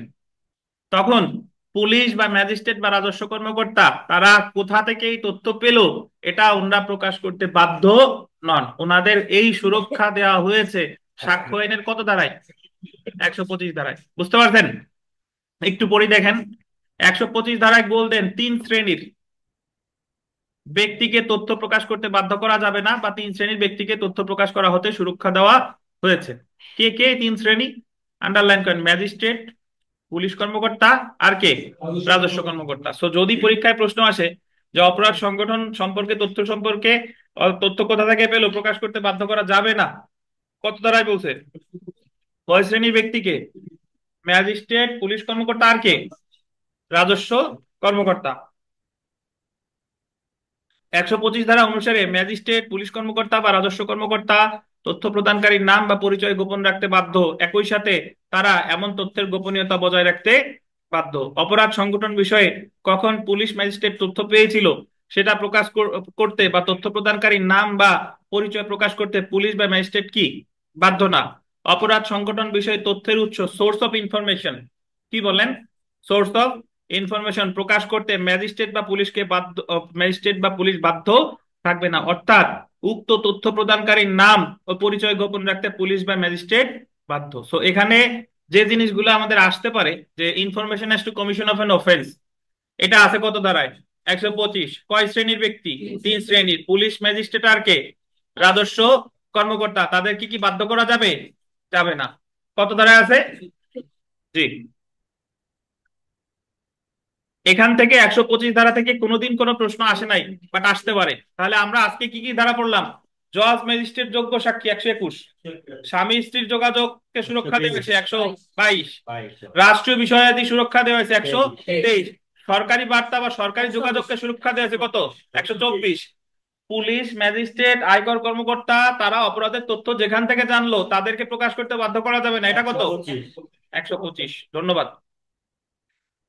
তো সেলফ প্র্যাকটিসের যে প্রশ্নগুলো আছে এগুলো ইনশাল্লাহ পারবেন। সেলফ প্র্যাকটিসের 4 নম্বর প্রশ্নটা দেখেন, যে রাষ্ট্রীয় বিষয়াদি সম্পর্কিত অপ্রকাশিত সরকারি দলিলপত্র হতে উদ্ভূত তথ্যের ভিত্তিতে কেউ সাক্ষ্য দিতে চাইলে কার অনুমতি প্রয়োজন?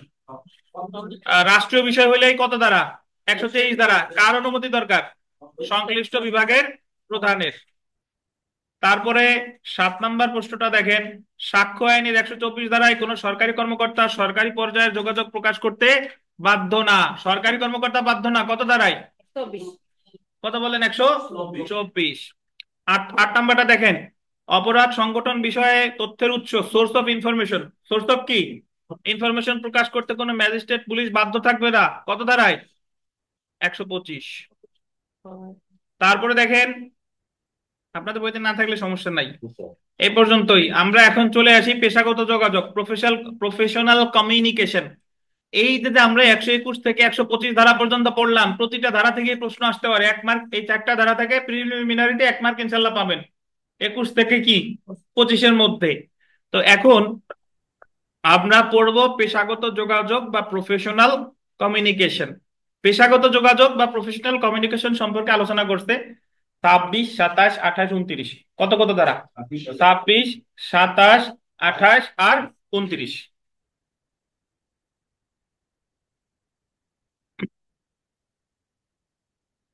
তো আমি সংক্ষেপে আগে একটু বলে নিই, তারপরে আমরা এখানে আলোচনা করব। সেটা হলো যে 26 ধারায় বলছে 26 আর 28, মনে রাখবেন 26 আর 28-এ সাক্ষী হয় উকিল। সাক্ষী হয় কে? 26 আর 28 ধারায়, 126 আর 128 ধারায় সাক্ষী হয় উকিল। আগে কথা শুনেন, 127 ধারায় সাক্ষী হয় উকিলের যে সহকারী আছে, ইন্টারপ্রিটার, যেরকম অনুবাদকারী বা ক্লার্ক, যে আপনার কেরানি, এরা। আর 129-এ সাক্ষী হয় মক্কেল। তো সেটা পরের বিষয়, আপাতত 126টা আমরা বুঝি। 126-এ বললো যে মক্কেলের সাথে আইনজীবীর কি যোগাযোগ হয়েছে এটা আইনজীবীরে প্রকাশ করতে বাধ্য করা যাবে না, বা প্রকাশ করলেও সেটা সাক্ষ্য হিসেবে প্রাসঙ্গিক হবে না। ধরেন একজন মক্কেল খুনি, খুনি হলেও তার আইনজীবীর মাধ্যমে আত্মপক্ষ সমর্থনের কি আছে? অধিকার আছে। একজন খুনি এসে সাধারণত 2 জন লোকের কাছে তারা মানুষ সত্য কথা বলে, এক হলো ডাক্তার আর এক হচ্ছে কি উকিল। তো খুনি এসে বলতেছে যে আমি উকিল সাহেব আমি আসলেই খুন করছি, আমারে আপনি বাঁচান, আপনি আমার পক্ষে অ্যাডভোকেসি করেন। তাহলে খুনি এসে আইনজীবীর কাছে কি বলেন, স্বীকার করে দিল। এখন তার মানে আইনজীবী তো আসলে জেনে গেল যে অমুকই আসলে খুনি, কিন্তু আইনজীবী তো ওই আসামির আইনজীবী থাকা অবস্থায় বা আইনজীবী থাক বা না থাক, মক্কেল এসে যে আইনজীবীর কাছে বললো যে আমি খুনি, আইনজীবী কখনোই আদালতে এই বিষয়ে কি দিবে না, সাক্ষ্য দিবে না, বা সাক্ষ্য দিলেও এটা প্রাসঙ্গিক হবে না। এটা বলছে কত ধারায়, 26। অর্থাৎ কোন ব্যক্তি যখন সে আইনজীবী নিযুক্ত করলো, আইন সে যত অপরাধী করে আসুক না কেন, এই অপরাধের বিষয়ে আইনজীবীর কাছে যত স্বীকার করলো না কেন, তার আইনজীবীর সাথে তার এই যোগাযোগকে সুরক্ষা দেওয়া হয়েছে সাক্ষ্য আইনের কত ধারায়, 126 ধারায়। বুঝছেন? তবে কথা আছে, কিছু কিছু বিষয় আছে যেগুলো আপনি সুরক্ষা পাবেন না। যদি আপনি যে অপরাধটা করে এসে স্বীকার করছেন সেই বিষয়ে আইনজীবী প্রকাশ করতে পারবে না, কিন্তু আপনি যদি বলেন যে উকিল সাহেব আমি তো একজনকে হত্যা করছি, দরকার হলে আরো কয়েকটা ফেলাবো, আরো কয়েকটা হত্যা করব, বুঝতে পারছেন, তাহলে যে অপরাধ আপনি করতে যাচ্ছেন এটা কিন্তু সুরক্ষা পাবে না, এটা কিন্তু আইনজীবী মহোদয় প্রকাশ করতে পারবেন। বুঝতে পারছেন? তাহলে 126-এ সুরক্ষা পাবে কি, ঘটনা ঘটে যে ঘটনা ঘটে গেছে, যে ঘটনা কি ঘটে গেছে ততটুকু সুরক্ষা পাবে কততে, 126-এ। কিন্তু যেটা আপনি ঘটাবেন, এখনো ঘটাননি, ঘটাতে যাচ্ছেন, সেটা কিন্তু আইনজীবীর প্রকাশ করতে পারবে, মানে এটা কিন্তু সুরক্ষা 126-এ পাওয়া যাবে না। বুঝছেন? 126। আচ্ছা, এখন ধরেন তাহলে 126-এ সাক্ষী হচ্ছে যখন কি অ্যাডভোকেট, তখন তার মক্কেলের সাথে কি কথোপকথন হয়েছে এটা সাক্ষ্য হিসেবে প্রাসঙ্গিক হবে না। এটা কত, 26। এখন ধরেন একজন আইনজীবীর চেম্বারে শুধু তো আইনজীবী থাকেন না, তার সহকারী থাকে, তার ক্লার্ক থাকে, তার ইন্টারপ্রেটার থাকে, অনুবাদকারী থাকে, অনেকে থাকে না।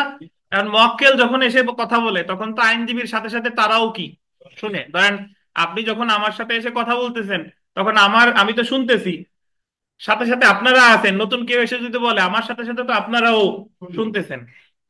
তো আমি যদি আইনজীবী হই, আমি যে এসে আমার সাথে কথা বললো তার কথা আমি প্রকাশ করতে পারবো না, আমার ক্ষেত্রে হলো কত, 126। আর আইনজীবীর চেম্বারে যে ধরেন মহুরি থাকে বা যে ইন্টারপ্রেটার থাকে, তারাও তো মক্কেলের কথা শুনলো, তারাও তো শুনলো যে অমুক বলছে হত্যাকারী, তাদের তাদের কথাও সাক্ষ্য হিসেবে গ্রহণযোগ্য হবে না বা সুরক্ষা দেওয়া হয়েছে, তাদের ক্ষেত্রে হলো 127।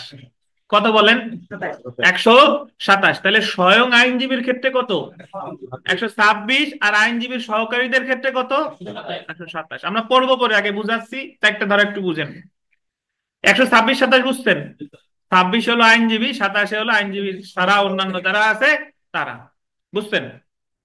128-এ বলতেছে যে আইনজীবী রে যদি অনুমতি দেয় মক্কেল যে আপনি প্রকাশ করেন, করলে আমার কোনো সমস্যা নাই, তাহলে আইনজীবী প্রকাশ করতে পারবে। এটা বলছে কত, 128। মানে আইনজীবীরে যদি অনুমতি দেয় তাহলে আইনজীবী এটা প্রকাশ করতে পারবে। কত, কে অনুমতি দেবে, মক্কেল।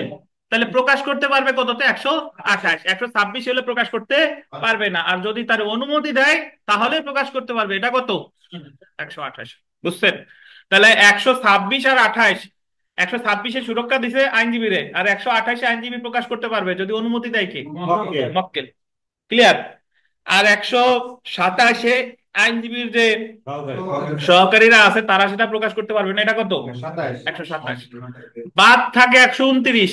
কত, 129-এ বলছে অ্যাটর্নির সাথে মক্কেলের যোগাযোগ, আইন উপদেষ্টার সাথে মক্কেলের যোগাযোগ। একজন মক্কেল সে তার আইনজীবীর সাথে কি কি কথা কথা বলছে এটা মক্কেলকে প্রকাশ করতে বাধ্য করা যাবে না, এটা বলছে কত, 129। মানে এর আগে সাক্ষী হইছে, ধরেন মক্কেল যদি বলে এই তুমি তোমার আইনজীবীর সাথে কি কি বলছো, কি কি যোগাযোগ করছো, প্রকাশ করো, তাহলে মক্কেল এটা প্রকাশ করতে বাধ্য না, এটা বলছে কততে, 129। তাহলে আমরা যদি একটু ভাগ করি, 126 আর 28 কার ক্ষেত্রে, আইনজীবীর ক্ষেত্রে, আইনজীবীর সহকারী ক্ষেত্রে কত, 127। আর স্বয়ং মক্কেল যখন সাক্ষী হয় এটা কত, 129। বুঝছেন? এবার আমরা পড়া শুরু করি, এবার বুঝবো ইনশাল্লাহ। দেখেন,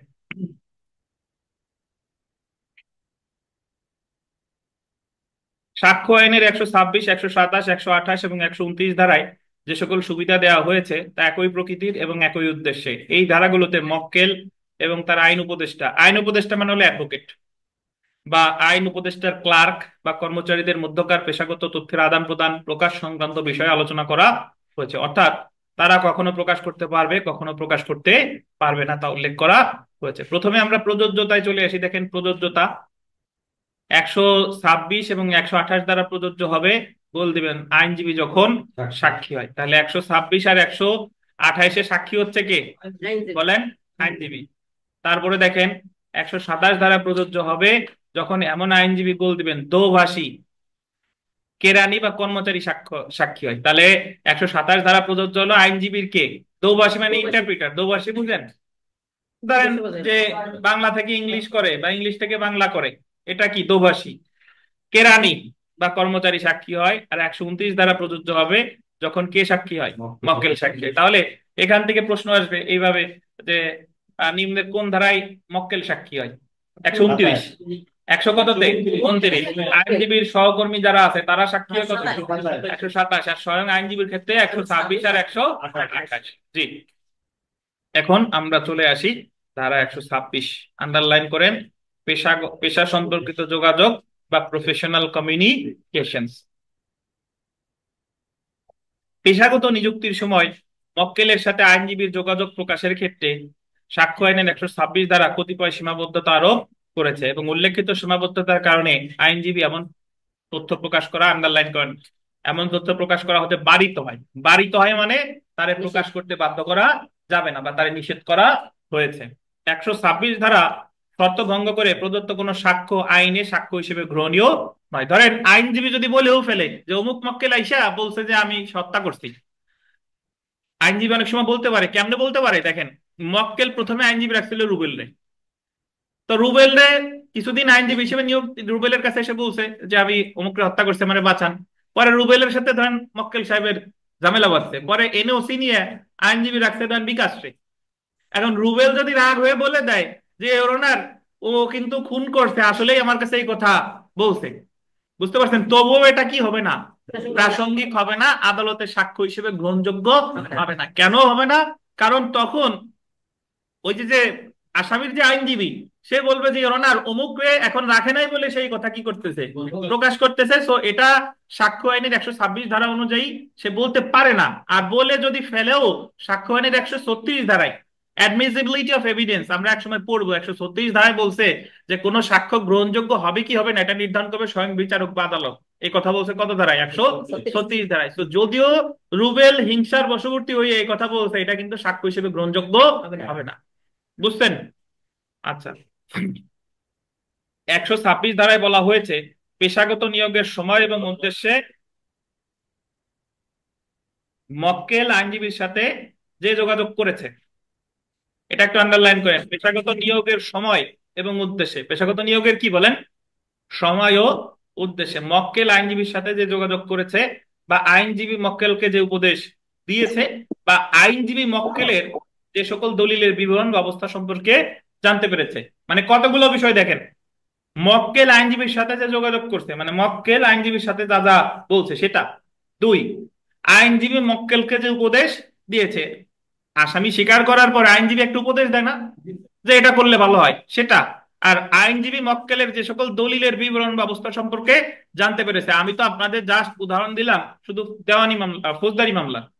কিন্তু এরকম তো হইতে পারে মক্কেল এসে বলতেছে যে উকিল সাহেব আমি তো অনেকগুলো জমির দলিল জাল করে ফেলছি, এখনো জালিয়াতির মামলা থেকে আমারে রক্ষা করেন, বা দলিল বাতিলের মামলা অমুক করছে আমার বিরুদ্ধে, আমার পক্ষের আইনজীবী হিসেবে আপনি নিযুক্তি হন, আসলেই দলিলগুলো আমি জাল। তো যাই হোক না কেন, এই সকল যোগাযোগই আইনজীবীর সাথে মক্কেলের যাই যোগাযোগ হোক না কেন আইনজীবী এটা প্রকাশ করতে পারবে না। এই কথাই বলা হয়েছে কত ধারায়? 126 ধারায়। তবে দেখেন, সেই সকল যোগাযোগ বা উপদেশ বা দলিলের বিবরণ বা অবস্থা সম্পর্কে আইনজীবী তার মক্কেলের, এটা আন্ডারলাইন করেন, ব্যক্ত সম্মতি ব্যতীত প্রকাশ করবে না। ব্যক্ত সম্মতি ব্যতীত মানে বুঝেন? মানে মক্কেল যদি সম্মতি দেয় তাহলে কি করতে পারবে? মক্কেল সম্মতি দিলে যে প্রকাশ করতে পারবে। এটা কত ধারায় বলছে? কত বলেন? 128। আর মক্কেল সম্মতি না দিলে প্রকাশ করতে পারবে না। কত? 126। ধন্যবাদ।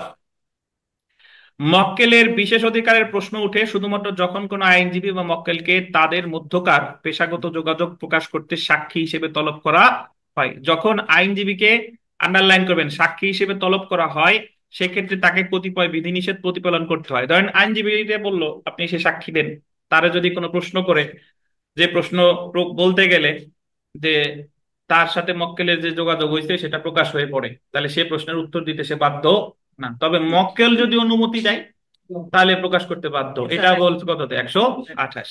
এমন একটি বিধিনিষেধ হলো আইনজীবী তার পেশাগত নিযুক্তির সময় মক্কেলের নিকট হতে প্রাপ্ত কোনো যোগাযোগ মৌখিক বা দালিলিক প্রকাশ করতে পারবে না। এটা একটু বললেন, মৌখিক বা দালিলিক, মৌখিক বা কি। তবে দেখেন এখানে বলছে, আপনাদের পুরাতন বইতে নেই বা থাকলেও ওইভাবে নাই, যে ক্ষেত্রে মক্কেলের সম্মতি ব্যতীত আইনজীবী তথ্য প্রকাশ করতে পারে। সম্মতি ব্যতীত মানে যে জায়গায় আইনজীবী প্রকাশ করতে পারে, এই জায়গায় মক্কেলের কোনো সম্মতির দরকার নাই। কোন ক্ষেত্রে সেটা একটু দেখি। 1 নাম্বার দেখেন, যদি কোনো বেআইনি উদ্দেশ্য সাধনের চেষ্টা হিসেবে যোগাযোগ করা হয়, মানে মক্কেল আইনজীবীর সাথে যোগাযোগ করছে কিসের জন্য, বেআইনি কোনো কাজ করার জন্য। বেআইনি কাজ এখনো করে নাই, করবে, কি করতে যাচ্ছে, তাহলে আইনজীবী কি করতে পারবে, প্রকাশ করতে পারবে। পারবে। তারপরে দেখেন, যদি আইনজীবী এমন কোনো ঘটনা দেখে যা নির্দেশ করে যে তাকে নিযুক্তির পর, এটা আন্ডারলাইন করে, নিযুক্তির পর মক্কেল কোনো অপরাধ বা প্রতারণা সংগঠন করেছে, আছে, মানে যখন তারে নিযুক্ত করছে তারপরে নতুন আর একটা ঘটনা ঘটাইছে। আইনজীবী হিসেবে ধরেন আপনারা রুবেলে বললো, মক্কেল এসে বললো যে আমি একজনকে হত্যা করতে, আমার বাঁচান, এটা রুবেল প্রকাশ করতে পারবে না পারবে না। আইনজীবী হিসেবে। কিন্তু যদি বলে যে আমি একজনকে হত্যা করতে যাচ্ছি, পারবে, তাহলে প্রকাশ করতে পারবে। পারবে। অথবা রুবেলে বললো যে আমি একটা হত্যা করতে আমার বাঁচান, এটা তো প্রকাশ করতে পারবে না, কিন্তু ওই মামলা আইনজীবী থাকা অবস্থায় সে আর একটা হত্যা করছে, হুম, আর একটা হত্যা করে ফেলছে, তাহলে এটা কিন্তু সুরক্ষা পাবে না। পাবে না। পাবে না। বুঝছেন, আইনজীবী থাকা অবস্থায় এটা 126। জি, উকিল নিয়োগের পরে যা যা অপকর্ম সব প্রকাশ করতে পারবে। হ্যাঁ, কত দাঁড়ায় দেখেন। মানে জি, দেখেন, আচ্ছা, উকিল নিয়োগের পরে যে ক্ষেত্রে আইনজীবী পেশাগত নিযুক্তি ব্যতীত অন্য কোনো ভাবে কোনো তথ্য পেয়ে থাকে, মানে কোনো মক্কেল তারে পেশাগত ভাবে নিযুক্ত হয় নাই, অন্য কোনো ভাবে যদি তথ্য পেয়ে থাকে সেগুলো সে প্রকাশ করতে পারবে। একজন আইনজীবীরে আপনি পেশাগতভাবে নিযুক্তি দিচ্ছেন কিসের মাধ্যমে, ওকালতনামার মাধ্যমে। কিসের মাধ্যমে বলেন, ওকালতনামার মাধ্যমে, মানে হচ্ছে আপনার আইনজীবী হচ্ছে সে, ওকালতনামা যতক্ষণ পর্যন্ত নাই ততক্ষণ পর্যন্ত কিন্তু সে আপনার আইনজীবী হবে না। না। জি, যে ক্ষেত্রে আইনজীবী হিসেবে নিযুক্ত হওয়ার আগে বা পেশাগত নিযুক্তি পরিসমাপ্তির পরে যে সকল যোগাযোগ করা হয়, মানে আপনি ওকালতনামার তার সাথে স্বাক্ষরিত হওয়ার আগে যা যা করছেন, বা আপনি আর তার উকিল হিসেবে নাই এর পরে যা যা করছেন, এইগুলা কিন্তু প্রকাশ করতে পারবে। পারবে। মোদ্দা কথা, তার আইনজীবীর সাথে মক্কেলের সম্পর্ক থাকা অবস্থায় যা যা করে আসছে সেইগুলো আইনজীবী প্রকাশ করতে পারবে। করবে না, এছাড়া অন্যান্য সবকিছুই প্রকাশ করতে পারবে।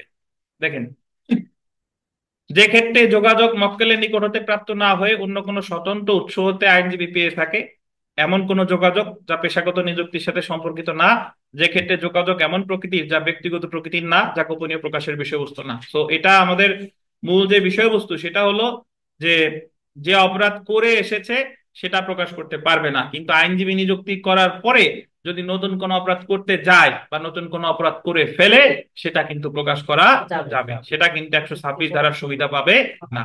এটা হলো মেইন কথা।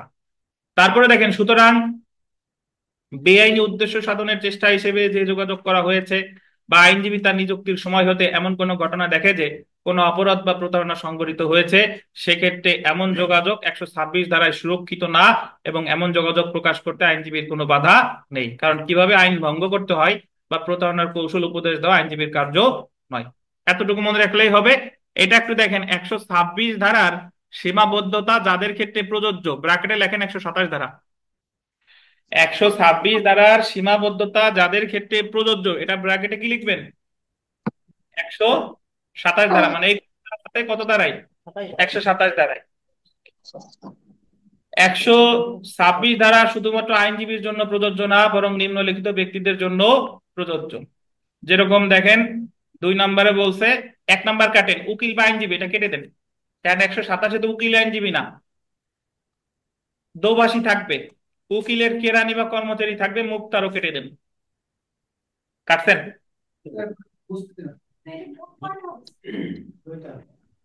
কি বুঝতেছেন না? সেটা দুপাশে থাকবে। 127 দ্বারা সুবিধা পাবে উকিল আইনজীবী না, উকিল আইনজীবীর জন্য তো প্রযোজ্য 126, 127-এ প্রযোজ্য দোভাষী, আর 127-এ প্রযোজ্য উকিলের কেরানি আর কর্মচারী তারা। এক আর চার কাটা হ্যাঁ, 2 আর 3 থাকবে, 1 আর 4 কাটবেন।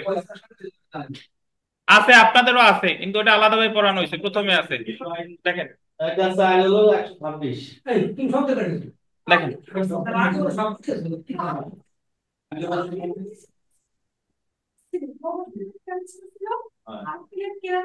এটা তো 26 মনে হয়। এটা তো 126-এ, এটা তো আর এটা তো পড়তেছে 127। 127 আপনাদের পুরাতন বই নাই। এই শুনেন, আচ্ছা সাইলেন্স সাইলেন্স সাইলেন্স।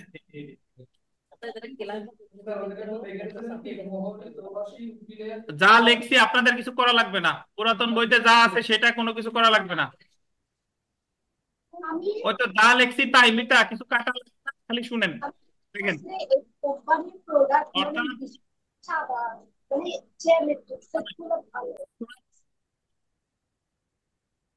উপরে উল্লেখিত ব্যক্তিদের সাক্ষী হিসেবে আহ্বান করা হলে তারা মক্কেলের সাথে যে তথ্য আদান প্রদান করেছিল তা মক্কেলের অনুমতি ছাড়া প্রকাশ করবে না। যারা পুরাতন সংস্কারের বই আছেন তাদের যা আগেরবার লেখাইছি তাই, কিছু যোগ করাও লাগবে না, কিছু কাটাও লাগবে না। আর এখানে মোদ্দা কথা যেটা হলো সেটা হলো 126 ধারার সুবিধা পায় আইনজীবী, আইনজীবী।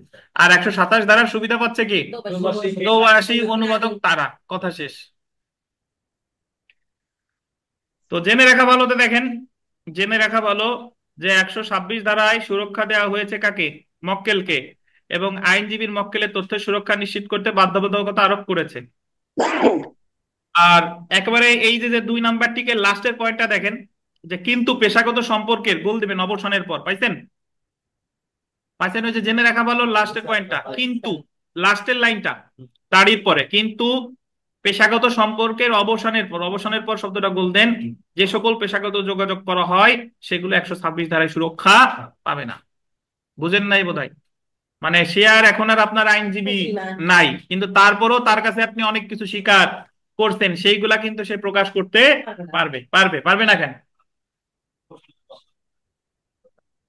পাবে না, মানে কি প্রকাশ করতে পারবে? তো প্রকাশ করতে পারবে না। বিগত বছরের প্রশ্ন দেখেন, নবম বিজিএস পরীক্ষায় বাংলাদেশ জুডিশিয়াল সার্ভিস পরীক্ষায় একটা প্রশ্ন এসেছে, একজন মক্কেল তার নিযুক্ত আইনজীবীর পরামর্শ গ্রহণকালে স্বীকার করে যে সে একটি দলিল জাল করেছে। জাল করেছে মানে কি? করার পর ওই আইনজীবীর কাছে আসছে। এক্ষেত্রে কোনটি সঠিক? উক্ত আইনজীবী সাক্ষ্য দিয়ে স্বীকারোক্তিটি প্রমাণ করতে পারবে? পারবে না। উক্ত স্বীকারোক্তি আইনত কি বলেন? অগ্রহণযোগ্য।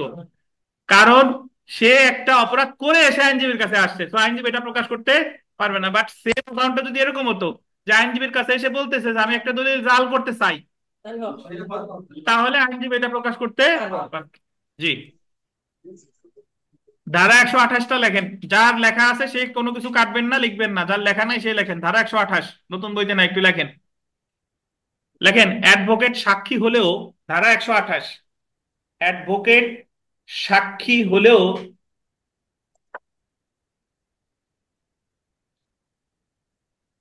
126 ধারা অনুযায়ী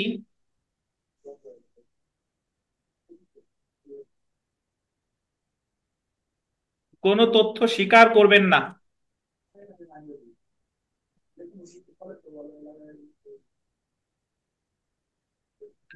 অ্যাডভোকেট সাক্ষী হলেও 126 ধারা অনুযায়ী কোনো তথ্য স্বীকার করবেন না। দাঁড়ি। তবে মক্কেল সম্মতি দিলে, তবে মক্কেল সম্মতি দিলে জিজ্ঞাসিত কোনো প্রশ্নের উত্তর দিতে পারেন। তবে মক্কেল সম্মতি দিলে জিজ্ঞাসিত কোনো প্রশ্নের উত্তর দিতে পারেন। আপনারা সবাই এই কাগজটায় সিগনেচার করতেন? কে করেন না একটু করেন, সিগনেচার করেন।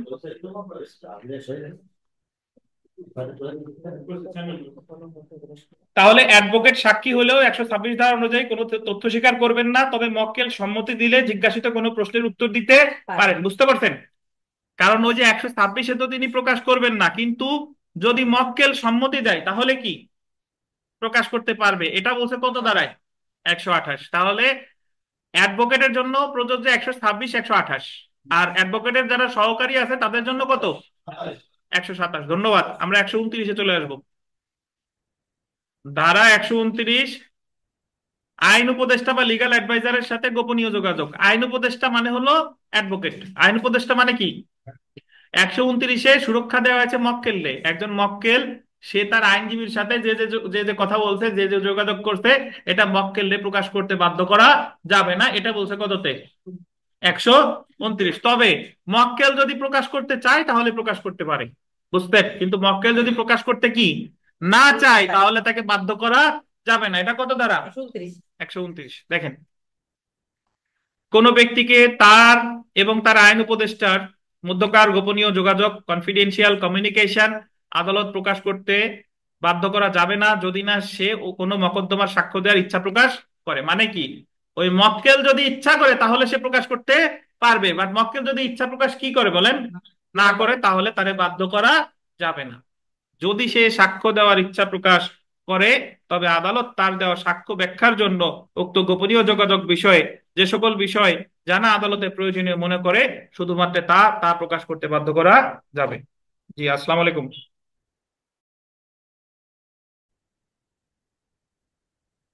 আচ্ছা, তাহলে দেখেন, মক্কেল আমরা জেনে রাখা ভালো। দেখি 129 ধারা প্রযোজ্য হবে। গোল দিবেন, মক্কেল যখন কোনো মামলার মক্কেল সাক্ষী হয় এবং আইন উপদেষ্টার সাথে মক্কেলের গোপনীয় যোগাযোগ বিষয়। তাহলে ভাই এখানে যে বিষয়টা আমরা জানলাম, 126 আর 28-এ সাক্ষী হচ্ছে আইনজীবী, 127-এ সাক্ষী হচ্ছে কে প্রবাসী বা আইনের যে সহকারী আইনজীবী সহকারী তারা, আর 129-এর সুবিধাটা পাচ্ছে কে মক্কেল। জি, তো 126 121 থেকে যে আমরা 129 পর্যন্ত পড়লাম, যদি কারো কোনো প্রশ্ন থাকে জিজ্ঞাসা করতে পারেন। আমি একটু আপনাদের মনে করাই দিই। দেখেন, 121-এ পড়ছিলাম জজ বা ম্যাজিস্ট্রেট যোগ্য সাক্ষী, 122-এ পড়ছিলাম স্বামী স্ত্রী যোগাযোগ প্রকাশ করা যাবে না, 123-এ পড়ছিলাম রাষ্ট্রীয় বিষয়ে সুরক্ষা, 124-এ পড়ছিলাম অফিসিয়াল কমিউনিকেশন সরকারি বার্তা, 125-এ পড়ছিলাম ইনফরমেশন টু কমিউনিকেশন। জজ সরি ম্যাজিস্ট্রেট পুলিশ এরা কোথা থেকে তথ্য পেলে এদের বাধ্য করা যাবে না। 126-এ পড়ছি যে আইনজীবীর সাথে মক্কেলের যোগাযোগ আইনজীবীরে প্রকাশ করতে বাধ্য করা যাবে না। 127-এ পড়ছি যে আইনজীবীর যারা সহকারী আছে তাদেরকে প্রকাশ করতে বাধ্য করা যাবে না। 128-এ পড়ছি মক্কেল যদি অনুমতি দেয় তাহলে বাধ্য করা যাবে। 129-এ পড়লাম আইনজীবীর সাথে মক্কেলের যে যোগাযোগ মক্কেল ইচ্ছা করলে প্রকাশ করতে পারবে, বাট মক্কেল ইচ্ছা না করলে তার প্রকাশ করতে বাধ্য করা যাবে না। এটা কত 129। 28 আর 26 হলো কি এটা বলুন। আচ্ছা, তো এখানে আমরা সেলফ প্র্যাকটিসের 4 নাম্বার প্রশ্নটা একটু দেখেন।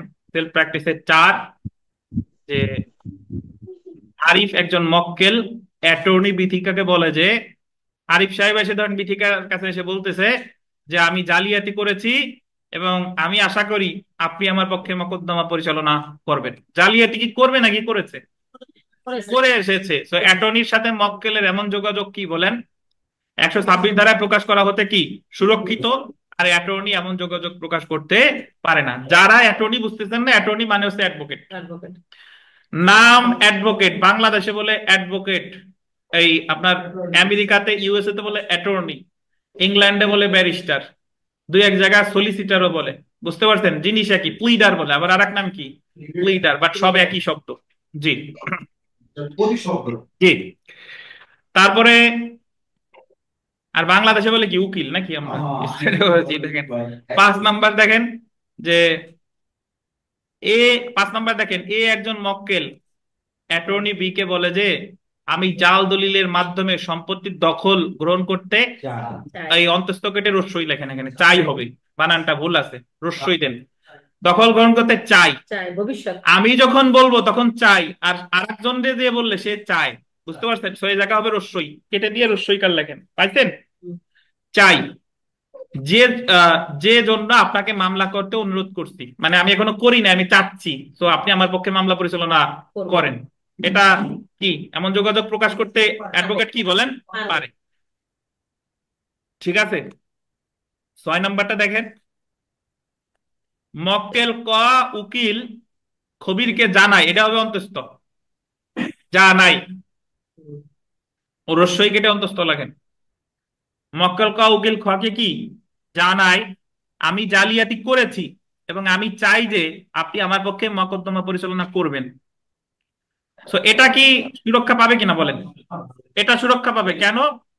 কারণ সে জালিয়াতি করে এসেছে, জালিয়াতি করে এসেছে। জি। 7 নম্বর প্রশ্নটা একটু দেখেন, ভালো প্রশ্ন। 7 নম্বর, তহবিল আত্মসাৎ করার দায়ে অভিযুক্ত ক তার পক্ষে মকদ্দমা পরিচালনার জন্য খবিরকে নিযুক্ত করে। মানে ক হচ্ছে মক্কেল, খবির হচ্ছে আইনজীবী। মকদ্দমা চলাকালে খবির লক্ষ্য করে যে, মানে আইনজীবী মহোদয় দেখতেছেন আত্মসাৎকৃত যে পরিমাণ অর্থ কয়ের নিকট হতে আদায় দেখিয়ে হিসাব খাতায় একটি হিসাব দেখানো হয়েছে তা তার নিযুক্তির শুরুতে লেখা ছিল না। মানে যখন নিযুক্ত করে মক্কেলের সাথে, যখন তার আহ ধরেন কাজ করা শুরু করে, তখন নিজ আত্মসাৎকৃত বিষয় ছিল ধরেন 50,000 কত টাকা, কিন্তু যখন কাজ করতে করতে একসময় দেখলো যে এটা 50,000 না, এটা আছে 1 লাখ। তার মানে আরো 50,000 মামলা চলাকালীন সময় সে কি করছে? আত্মসাৎ করছে। তার মানে নতুন অংশটুকু সে যতটুকু নতুন করছে এইটুকু কি প্রকাশ করতে পারবে কিনা বলেন? এইটুক প্রকাশ করতে পারবে। এই যে দেখেন, উক্ত ক্ষেত্রে ক্ষয়ের এমন যোগাযোগ অ্যাটর্নি ইচ্ছা করলে এটা কি প্রকাশ করতে পারে। কেন পারে বলেন? কারণ মামলা হওয়ার পরে এটা ঘটাইছে। ঠিক আছে, 10 নম্বর প্রশ্নটা দেখেন। 10 নম্বর, যে নিম্নলিখিত কোনটি বিশেষ অধিকার যোগাযোগ নয়? বিশেষ অধিকার যোগাযোগ নয়, এটা বলছে বৈবাহিক যোগাযোগ, পেশাগত যোগাযোগ, অফিসিয়াল যোগাযোগ, পিতামাতার যোগাযোগ। দেখেন, বৈবাহিক যোগাযোগের সুরক্ষা দিচ্ছে 122, পেশাগত যোগাযোগ 126 থেকে 129, আর অফিসিয়াল যোগাযোগ কত? 124, 124। কিন্তু কোন জায়গায় কি বলছে যে পিতামাতার সাথে সন্তানের যে যোগাযোগ এটার সুরক্ষা দিছে? দেয় নাই। তো এটা কিন্তু সুরক্ষা দেওয়া, মানে এটা দারুণ প্রশ্ন।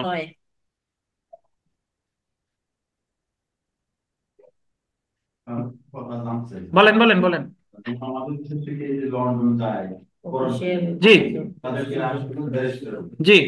এখন ওই রাষ্ট্রটা যদি আমাদের এই দেশে আসে, ভারতবর্ষে আসে, তাহলে তাদেরকে ওই রাষ্ট্রে এরকম মূল্যায়ন করা হবে যে সে অ্যাডভোকেট লাইসেন্স। ওই দেশে যদি সে বলতে চায় তাহলে সে অ্যাডভোকেট। কিন্তু বিষয়টা তো অনেকটা এরকম যে আপনি তো বড় জায়গা থেকে আসলে ছোট জায়গায় মূল্যায়ন পাবেন, কিন্তু ছোট জায়গা থেকে বড় জায়গায় গেলে তো আপনি মূল্যায়ন পাবেন না। তাহলে আমরা এরকম করবো? এতদিন পরে বুঝলেন আমরা যে ছোট, এটা তো আমাদের কাছ থেকে সব লুটপাট করে তো নিয়ে গেছে, এই কারণে তো না এখন লন্ডন হয়েছে।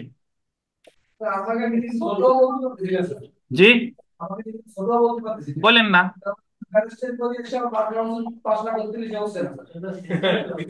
সেটা তো আপনি যে ছোট বলতেছেন না, সেটা তো আপনি আপনার দেশে, কিন্তু আপনি যদি এই দেশের অ্যাডভোকেট হয়ে ওই দেশে যান কাজ হবে, তাহলে আপনি ছোট না, তাহলে আপনি কি? আচ্ছা দেখেন, করতে আসবে না। আমাদের দেশে কি ব্যারিস্টার বলে? আমাদের দেশে তো বলে অ্যাডভোকেট। দেখেন ইংল্যান্ড, আপনি অফার করেন যে আমাদের দেশে পড়া যাচ্ছে, কেউ আসেন কিনা, এটা তো আপনার অফার করতে হবে। সে অনেক পড়তে আসে। আমাদের দেশে পড়তে, মানে আমাদের দেশে যে শিক্ষা ব্যবস্থায় যে শিক্ষাটা সবচেয়ে বেশি গ্রহণ করতে আসে মেডিকেলে, হ্যাঁ ডাক্তারি পড়তে আসে, বিশেষ করে নেপালের শিক্ষার্থী, ভুটানের শিক্ষার্থী বা অন্যান্য দেশ থেকে আসে, হ্যাঁ। ফিলিস্তিনি থেকে আসে, অনেক আছে। কিন্তু আমার, আর এছাড়া ঢাকা ইউনিভার্সিটিতেও থাকতে পারে কত, কিন্তু আইন পড়তে অত বেশি লোক আসে কিনা আমার ঠিক জানা নাই। দেখেন দেখেন, আচ্ছা 12 নম্বর দেখি। দেখেন, সাক্ষ্য আইনের কত ধারায় আইন উপদেষ্টার সাথে গোপনীয় যোগাযোগ, কনফিডেন্সিয়াল, বানানটা ভুল আছে, কনফিডেন্ট, TIAL হবে, TIAL লেখা, TIAL, confidential, TIAL, confidential communication with legal advisers প্রকাশে সুরক্ষা দেওয়া হয়েছে। এটা হলো 129। কত বলেন? 129। তো এই ছিল আমাদের 129 ধারা পর্যন্ত। আজকে আমরা একটু কম পড়বো, আমার একটু কাজ আছে, ফোন আসছে, একটু যেতে হবে। আজকে 129 ধারা পর্যন্ত, আজকে ক্লাস টেস্টটাও হবে না, আগামী দিন ইনশাল্লাহ ক্লাস টেস্ট হবে। আজকে এই পর্যন্তই। ক্লাস টেস্ট করে আসবেন ধারা 79 থেকে 60 বলেন কে 79 79 থেকে 112 পর্যন্ত পড়ে আসবেন। 79 থেকে 112। পুরো তো আমরা যে পর্যন্ত ক্লাস নিলাম এটা নিয়ে আপনাদের কোনো প্রশ্ন আছে কিনা? তাহলে আজকের ক্লাস এই পর্যন্তই। স্যার বুঝছি স্যার, স্যার 127-এর দুভাষী যেন কি? প্রবাসী যে হচ্ছে ধরেন যে অন্য ভাষাকে অনুবাদ করে, জি স্যার, ইংলিশ থেকে বেঙ্গলি, বাংলা থেকে ইংলিশ, এইটা। ধন্যবাদ স্যার।